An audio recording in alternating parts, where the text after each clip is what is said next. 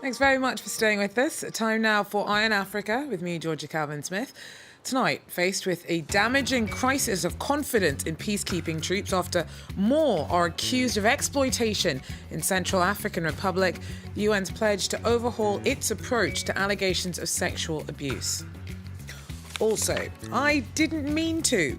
South African President Jacob Zuma accepts that he broke the constitution in stalling over paying back cash in the Nkandla scandal, but insists that spending $24 million public dollars in upgrading his private home was done in good faith. And a Kenyan adaptation of a gay music video continues to rack up hundreds of thousands of online views despite being banned by the country's film classification board. Well, first, faced with a damaging crisis of confidence in its peacekeeping troops, the UN's pledged to overhaul its approach to allegations of sexual abuse. Over 100 more girls and women in Central African Republic have come forward accusing foreign troops, supposedly there to protect them, of gross exploitation. Some of the most appalling claims have involved France's Sangaré's force. Officials have all expressed their disgust over the latest round of sexual exploitation allegations. You know, sometimes you run out of words. Shocking to the core. The number of new sexual abuse claims in the Central African Republic keeps growing. UN officials who have interviewed more than 100 girls say the assaults they describe are depraved and deeply disturbing. The cases vastly widen the scope of the scandal that erupted 2 years ago. The UN had taken some measures before the latest revelations. It has changed its mission chief, sent back to their country more than 100 peacekeepers suspected of rape. Now it's expanding its investigation, blocking access in and out of its bases. So our soldiers now are confined to barracks unless they're on active duty. We have a program of reinforcing the protection around our military bases. They also call for DNA testing of troops due to be deployed and on-the-spot court-martials. NGOs in the U.S., the main financer of peacekeeping missions, say that the UN's response is currently far from enough to tackle the problem. The system still has to improve a lot because those soldiers who have been accused of rape and sexual abuse, almost none of them have been held accountable. Countries like France have been investigating allegations against their soldiers. Others have yet to do so. The UN has taken measures against these countries, reportedly blocking their peacekeepers' salary payments.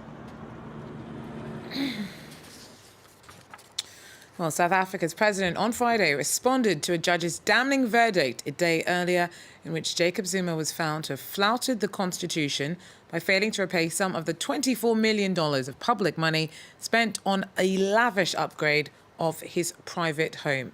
Now, Zuma said that he never meant to act dishonestly after dragging his feet in paying back the cost of adding a swimming pool, chicken run and amphitheatre to his property at Nkandla.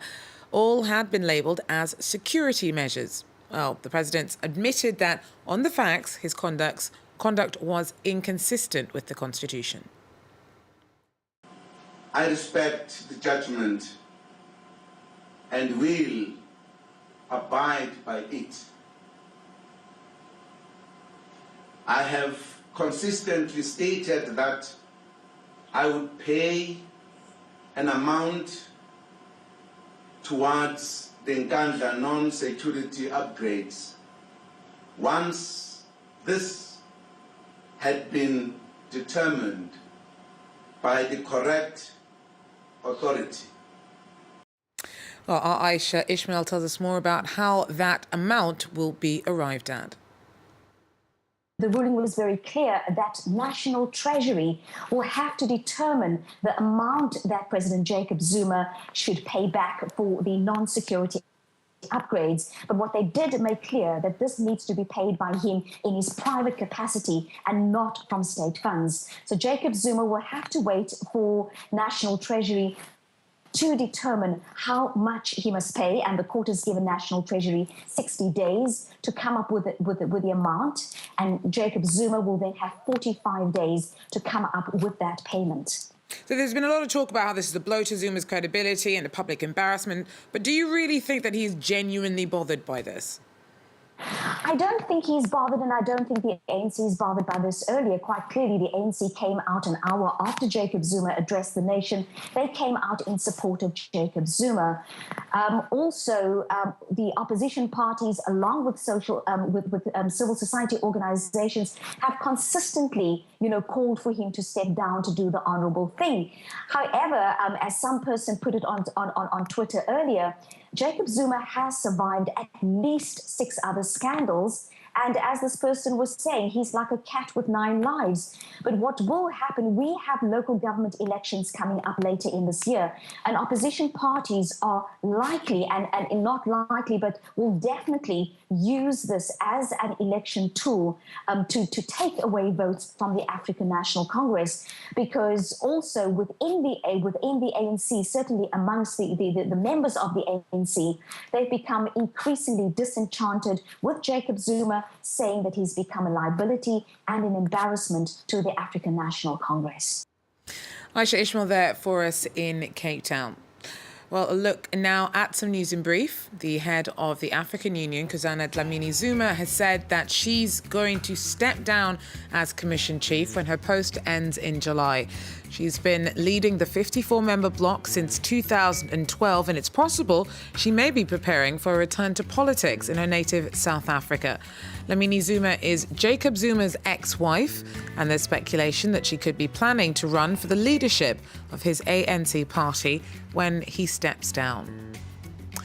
Zimbabwe says that foreign firms have tried to meet a April 1st deadline to transfer shares back to black Zimbabweans. State media claims that financial institutions have started submitting compliance plans. Zimbabwe's controversial indigenation scheme, which came into effect in 2008, forces foreign companies to transfer 51% of their shares to local entities or individuals. The government says the move's aimed at empowering the majority black population disadvantaged under colonial rule. Critics say the laws only benefited President Mugabe's allies. Liberia's health ministry has announced a new case of Ebola in the capital. This on Friday. The resurgence of the disease in Monrovia comes more than 2 months after what was thought to be the end of an epidemic in which more than 4,800 people died. A resurgence of Ebola in a rural Guinean community has killed 7 people over the last few weeks. It's not known if the Liberian case is linked. More than 2,600 people have reportedly been arrested in Ethiopia's Oromia region over the last 3 weeks, this during land protests. Opposition activists say that it's all part of a state crackdown on such gatherings. In January, the country scrapped plans to incorporate parts of the region into the capital following widespread protests, which, according to activists, led to around 200 people being killed by security forces. A Kenyan adaptation of a gay music video has gone viral after being banned by the country's Film Classification Board. The controversy has dragged in Google and YouTube as Kenya's government's demanding that the video be taken offline. Our Duncan Woodside reports. George describes himself as openly gay and gender fluid, a status he's struggled with in a deeply homophobic country. It's been kind of tough, and at some point I almost contemplated suicide, not once, not twice. But he's hit the big time here, online. His remix of hip-hop track Same Love has attracted nearly 250,000 hits, and he's hoping it'll encourage gay Kenyans to come out. The people who were featured in the video to cast my roles, they were all in the closet, some kind of. But in a way, they came out through that video. It's not easy to find people here in Nairobi who acknowledge they've watched the video. I have to say I'm impressed. I'm definitely impressed for the risk taken part of it.